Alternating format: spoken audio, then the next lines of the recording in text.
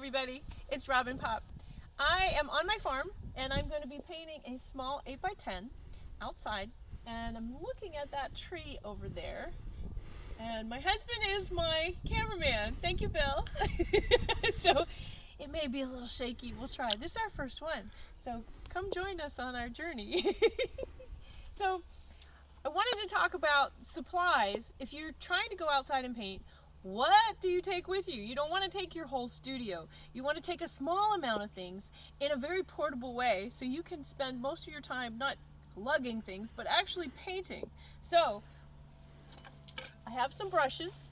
I like to use flats, and I can talk about that later on, but 4 or 5 brushes, that's really all you need.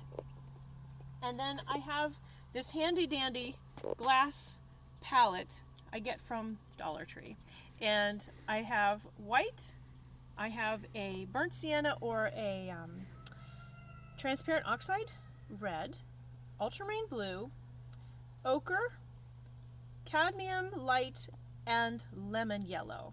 This is about all I need to create a painting. This little guy here, that's just a blob of Gamsol's solvent-free gel, and I like using that when I'm painting. It extends the paint a little bit, makes a little shine when it dries. So that I've got a very unfancy rig here that I've made myself. You can use any easel that you have. I like tripod easels because the air goes through them. We don't have to worry about this big heavy kite that would fall with our painting on it. So I like these. They come in a lot of different price points.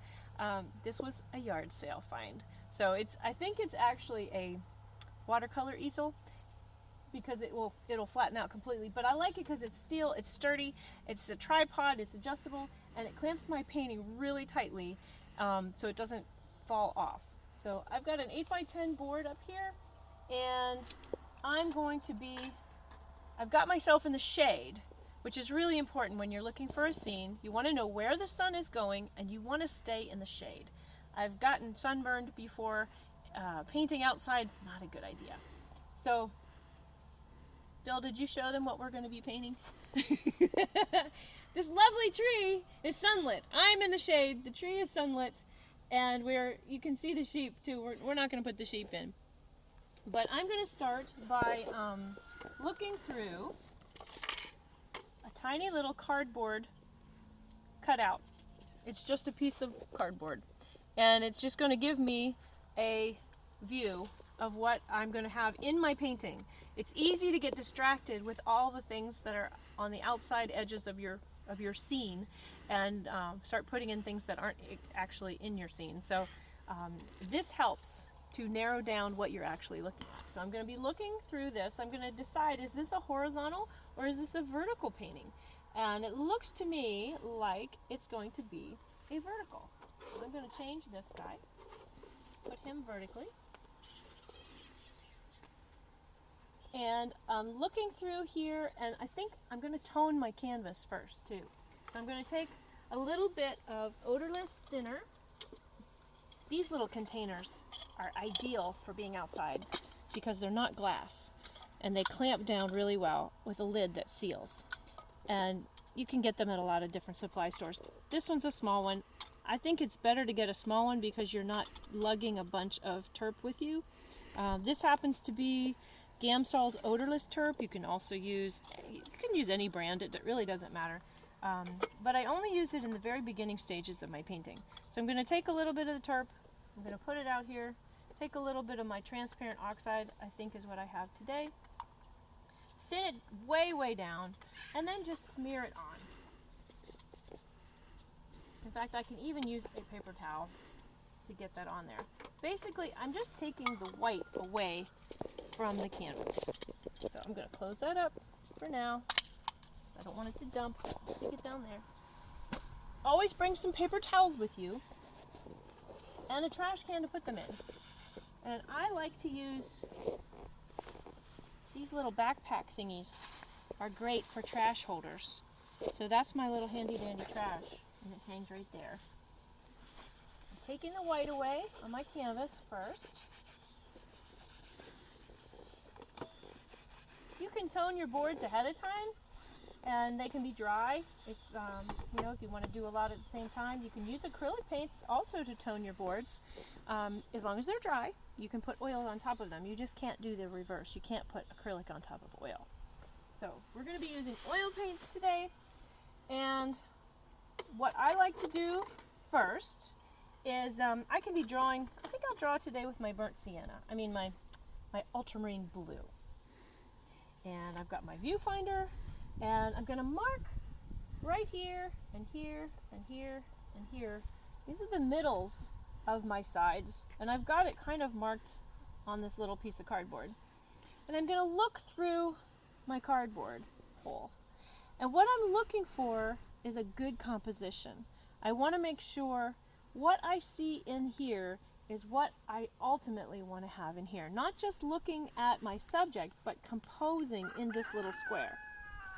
So I'm going to be backing it up toward my face until I really like what I see. And then, before I move it, I'm going to make some notes of what am I seeing that's on the edges there.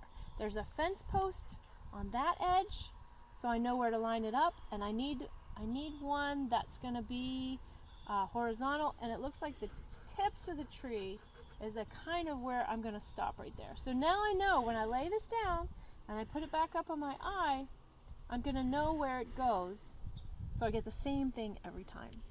So here we go. We're going to draw. I'm going to use my viewfinder. I'm going to line it up, and I'm going to start looking for exit points. And it looks like my tree comes off of the page up here. So I'm going to mark that top of the tree, and then I have, let's see, my road curves, and it goes out of the scene about there. I'm looking for where things exit, and it looks like it swings around. I don't know if you can see down in there. That's where it comes in, down in here. And then it looks like this is where, so it kind of swings out this way. I can connect the dots now, and it goes this way, like that. And it comes back around down in here. I think that's what we've got going on. Let's see. Okay, I'm going to ignore the other little posts that are there. They're not going to be in my scene. It looks like it comes in further here. I want to make sure I get that.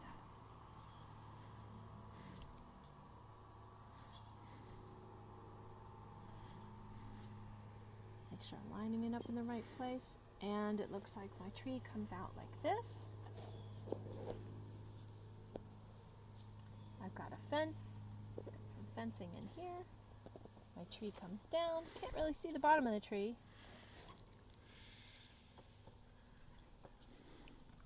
But it's kind of like that.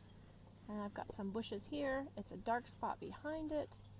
And it looks like this is even lower than that. So I'm just really sketching.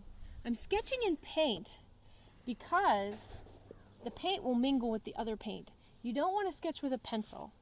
Pencil is made out of graphite, and it will resist the paint. It'll push it off, and it'll slide off, and you'll see the pencil lines. So we don't want to do that. We're going to keep sketching in paint, and then, let's see. Oh, I've got another line. I've got these background trees here. So I want to make sure I get those shapes in as well. So here's my initial drawing. I'm going to check my angle on the road again.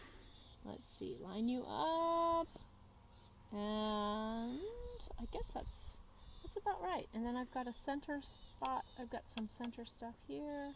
That kind of goes. I'm going to check my angle. Kind of hard because I'm not standing in front of it. But something like that. Maybe a little curvier. Okay.